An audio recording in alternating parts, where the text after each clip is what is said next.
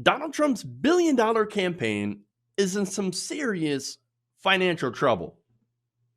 Now, a new report from the New York Times recently detailed some problems within the Trump campaign's financial operations, including lavish spending on basically junk, right? Uh, I know, big shocker, right? So the big takeaway from this, of course, is the fact that Donald Trump has poured hundreds of millions of dollars basically down the drain without really having much of an impact on the presidential race. Awesome. All right. So now Shane Goldmacher and Maggie Haberman, in this article, they explain that of the $1.1 billion his campaign and the party raised from the beginning of 2019 through July, now that is a big chunk of money, $1 billion. Trump, the campaign, spent more than $800 million of it. So that's almost the entire thing. Wow.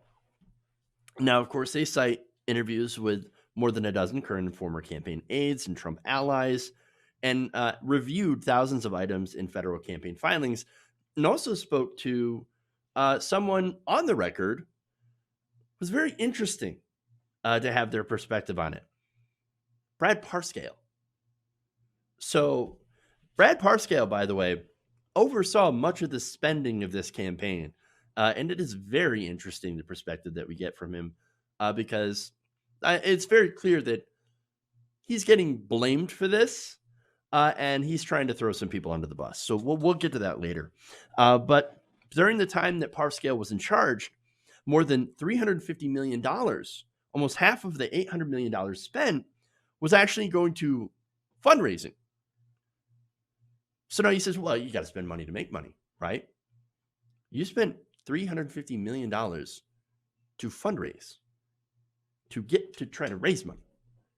That doesn't make any sense. Now, the campaign, and this is the details, right? So how did they spend this much? Well, the campaign assembled a big and well-paid staff and housed the team at a cavernous, well-appointed office in the Virginia suburbs. So this is, obviously that takes money to go and rent this campaign space and pay staffers. In fact, the campaign hired a coterie of highly paid consultants. For example, Mr. Trump's former bodyguard and White House aide has been paid more than $500,000 by the RNC since late of 2017, and paid nearly $110,000 to a company that makes magnetic pouches used to store cell phones during fundraisers. Now, Donald Trump is increasingly paranoid, right? We know this. The reason where you would get magnetic cell phone pouches is so that donors could not basically pull a Mitt Romney, right? Remember, Mitt Romney's campaign was sunk against Obama when he was recorded at a dinner making disparaging remarks about half the population. Please tell me most of you remember that. I remember. Pepperidge Farm remembers, right? I remember. That was the stuff that would sink your campaign back in 2012. And so Trump, he's like, no, I'm going to pay this company $110,000 to get these magnetic pouches so that nobody can record the things that I actually say, which is the things that I actually believe, and leak it to the press. Fascinating.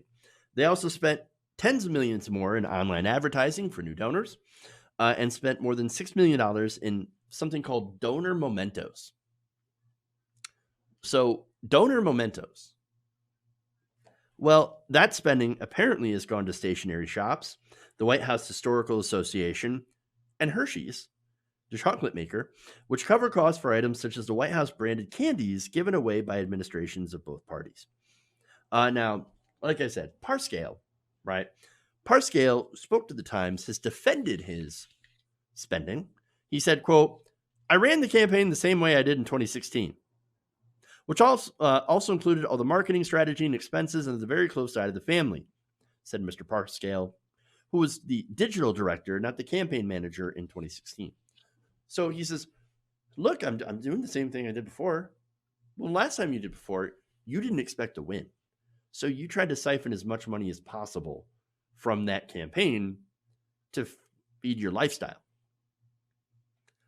So yeah, kind of seems like you are doing the same thing that you did before, because you got super rich. But now, again, he's now throwing the family under the bus, saying, well, look, all the stuff that I did is approved by the family. I ran it by him. I ran it by Kushner. I ran it by all these people. It's not my fault. In fact, quote, no decision was made without their approval. Any spending arrangements also, he said, with the RNC since 2016 were in partnership with Ronna McDaniel, referring to the party chairwoman, who I consider a strategic partner and friend. I'm sorry, Ronna. I'm throwing you under the bus, but I'm still your friend. Please work with me in the future after Trump loses, if Trump loses. And, well, there's definitely a possibility that he could still win. But anyway, the Trump campaign, as the article notes, has undertaken its own financial review of spending under Mr. Parscale. And of course, they decided to tighten their belt. Among the first changes implemented was shutting down an ad campaign that had used Mr. Parscale's personal social media accounts to deliver pro-Trump ads, to which he gets paid for. More than $800,000 had been poured into boosting Mr. Parscale's Facebook and Instagram pages. Those ads ceased the day that he was removed as campaign manager. Mr. Parscale said that the Facebook page, and I love this, not my idea. Nope, wasn't my idea to pour millions into my own social media presence, hundreds of millions into my social media presence. Nope, not my problem, or not my idea. I mean, and quote, the family's direct approval had been sought on the program, so it was their fault. They approved it. They boosted me, so now I'm even more well known. But I was running pro-Trump ads. Great. And yet, what's funny, here's what he also said. I built an unprecedented infrastructure with the Republican Party under this family's leadership since 2016. I am proud of my achievements. You're proud. However, other people spoke off the record and, basically blamed Parscale. That really shows that there's a lot of people in this campaign that see these numbers and they're in a panic. Their hair's on fire and they're throwing each other under the bus. Because Donald Trump, you think Donald Trump pays attention to the money? Do you think well, I mean, of course he cares about money, right? But do you think he's paying attention to the day-to-day finances? Are you kidding me? He can barely keep his attention during a TV show. Okay. He'll hardly read a briefing. No, he's not paying attention to the spending of this campaign. And so once he sees something out of sorts, he's gonna be like, what's going on? What's the deal? Or why are you trying to screw me over? I mean, somebody's trying to figure that out. Okay. All right. So now there's more. Speaking of Donald Trump, one of the big problems is a lot of this spending is also driven by things that Donald Trump would like. For example, the Times reports the campaign had actually nixed a $3 million Parscale idea to sponsor a NASCAR vehicle, which would, of course, no doubt please Donald Trump. You also had 2 Super Bowl ads that Trump wanted worth $11 million. It is incredibly expensive to advertise during the Super Bowl. Now, those 2 ads on game day cost more than the Trump campaign spent on local television through the end of July in 4 different battleground states. Wisconsin, $3.9 million, Michigan, $3.6 million, Iowa, $2 million, and Minnesota, $1.3 million.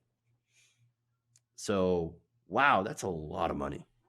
Not only that, but the campaign spent more than $1 million in ads aired in the Washington, D.C. media market, a region that is likely to not be competitive in the fall.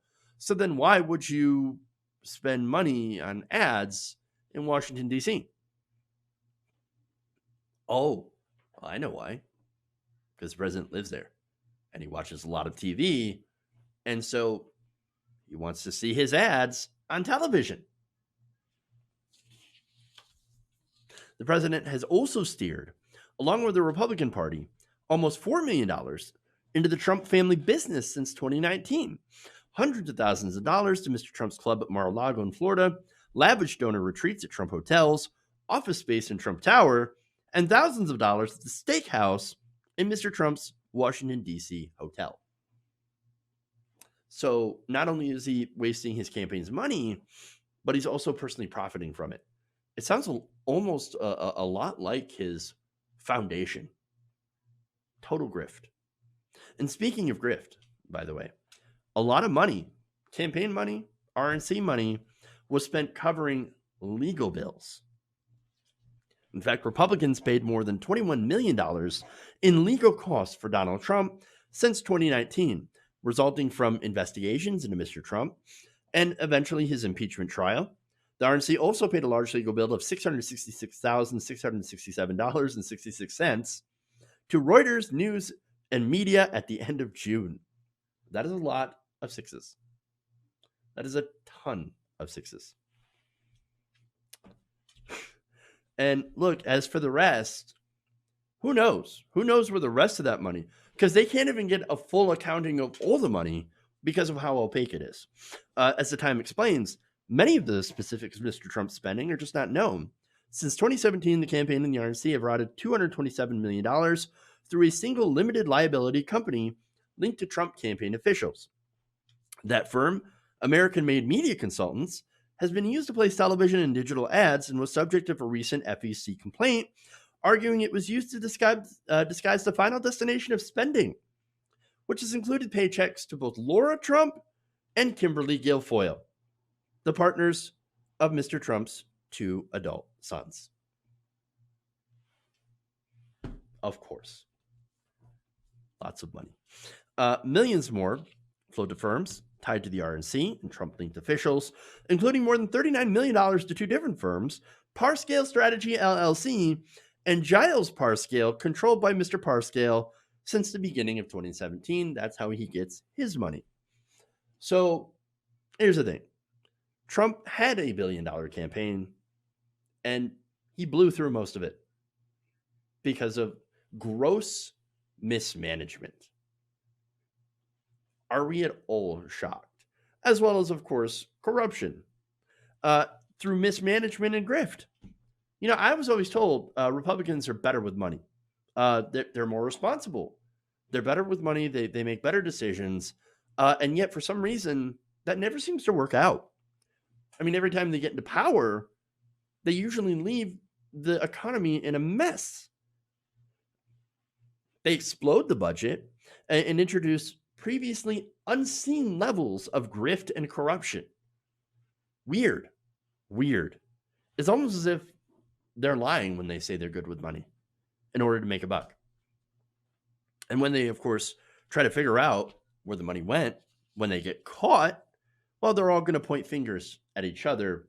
It wasn't my fault. It was that guy. It was him. It was him. And this is what's going on behind the scenes between Parscale and the rest of the campaign. Now, Parscale, for his part, made a ton of money.